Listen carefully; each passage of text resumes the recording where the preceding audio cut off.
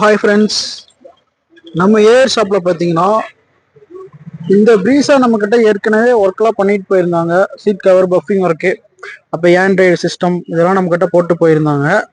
ரெண்டு டோரில் பார்த்தீங்கன்னா power window இருக்குது. பேக் டோரில் பார்த்தீங்கன்னா பவர் விண்டோ இல்லை. இப்போ நம்ம அந்த ஒர்க்காக தான் வந்திருக்கு வண்டி. டோர் பேர்லாம் நம்ம ரிமூவ் பண்ணி வச்சாச்சு.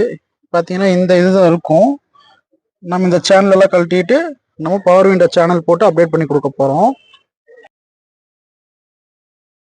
இதுதான் பார்த்தீங்கன்னா இந்த பவர் விண்டோவோட மோட்ரு.